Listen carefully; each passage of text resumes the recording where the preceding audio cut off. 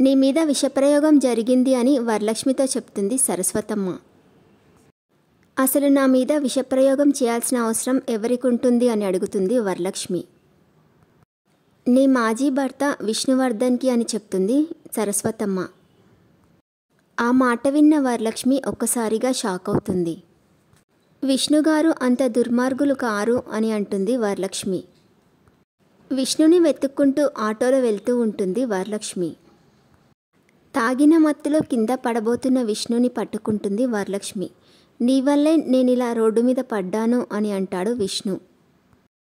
నా కూతురు నన్ను అసహించుకునేలా చేశావు. తన మనసులో నా మీద ద్వేషం పెరిగేలా చేశావు అని అంటాడు విష్ణు వరలక్ష్మితో.